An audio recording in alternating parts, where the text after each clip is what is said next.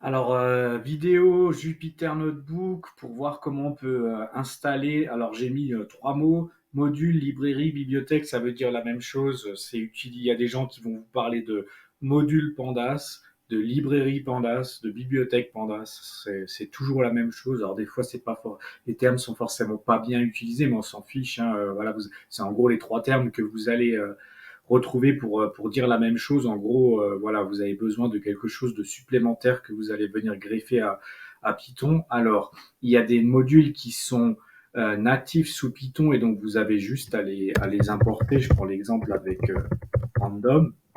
Et donc, il est déjà là. Donc, il y a une grosse, enfin, il y a une différence entre installer un module et importer un module. Quand j'importe un module, et s'il ne me génère pas d'erreur, ça veut dire qu'il a déjà été installé quelque part. Voilà un peu l'idée. Ensuite, donc ça c'est un module natif. Donc quand vous installez Python sur votre ordinateur ou dans le cloud ou n'importe où, vous l'installez où vous voulez. À ce moment-là, il y aura des modules natifs dedans. Donc c'est pour ça que je dis qu'ils sont natifs, c'est qu'ils seront déjà installés à l'installation de Python. Il va installer Random et d'autres. Ensuite, il y a des modules qui sont pas natifs. Je vais prendre un exemple, par exemple Pandas. Mais par contre, quand vous avez votre Jupyter Notebook, il va vous le proposer tout de suite. Pourquoi? Parce que Jupyter Notebook va embarquer avec une série de librairies connues, reconnues, pour que ce soit pour la data ou pour d'autres choses. Donc des modules qui sont non natifs mais qui sont déjà installés quand vous installez Anaconda. Donc enfin ou Jupyter, mais en général vous installez Anaconda. Anaconda, ça permet d'installer Jupyter plus d'autres choses. Et donc embarqué, normalement, vous avez déjà les modules qui sont même non natifs dedans, mais ça peut arriver que vous auriez besoin d'un module qui n'est pas encore installé, on va dire en dur chez vous. Je vous donne un exemple. Si maintenant je vais importer un module, je sais pas, un module, je vais donner un nom qui n'existe pas et que je vais tenter de le faire, et ben qu'est-ce qu'il va me dire? Il va me mettre un message d'erreur qui trouve pas ce module-là, ce qui est logique puisqu'il n'existe pas. Et maintenant, je vais vous montrer autre chose. Je vais vous montrer un module qui existe. Donc, je vais aller en Markdown. Je vais coller quelque chose que j'ai mis dans mon presse-papier. Je vais l'exécuter. Et donc, je l'ai trouvé sur ce site-là. Alors, qu'est-ce que c'est que ce site ici? C'est le site qui répertorie tous les modules que vous pouvez greffer avec Python. Par contre, faites attention, hein, et, on va dire qu'il y a un peu de tout là-dedans. Donc là, j'ai vu quelque chose qui pourrait être, on va dire, intéressant. Voilà un module qui permet de faire de la traduction.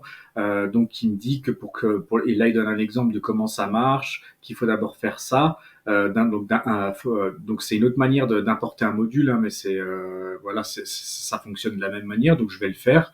C'est la première ligne qui me dit de faire. Donc, je vais faire from translate. Ça veut dire que depuis le module translate, on va importer uniquement ça. Ça évite d'importer tout dans le module, mais voilà, on aurait pu faire autrement.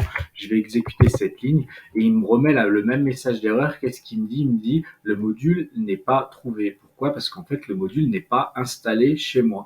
Donc, il faut bien comprendre la subtilité entre importer un module et l'installer. Importer un module, il faut qu'il soit déjà installé. Ici, je tente d'importer un module qui n'est pas installé. Donc, il faut d'abord que je l'installe. Et donc, c'est ça le but de la vidéo. Et pour l'installer, il y a en gros deux choses. Il y a deux utilitaires que vous pouvez prendre, soit PIP, soit Combat. Il y a des subtilités entre les deux, mais là, je vais prendre par exemple PIP. Ensuite, je vais lui dire que je veux installer. Et ensuite, je vais lui dire le nom du module. Et le nom du module, c'était ici, dans ce cas-là, Translate. Donc, le nom du module, vous l'avez à chaque fois, ils vous le donneront à chaque fois sur le site, hein. Et donc, vous faites toujours la même manip.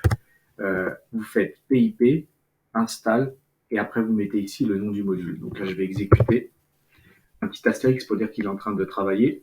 C'est bon, il l'a fait. Et donc maintenant, le module, il est prêt. Il dit que peut-être il faudra que je régénère le kernel. On va voir si j'ai besoin de le faire ou pas. Donc là, maintenant, je vais faire juste import translate. Je vais exécuter pour voir s'il met un message d'erreur ou pas. Il ne met pas de message d'erreur. Donc maintenant, je peux utiliser le module translate. Donc je pense que vous avez bien compris l'idée entre installer un module et importer un module. On peut importer un module seulement s'il a été installé avant.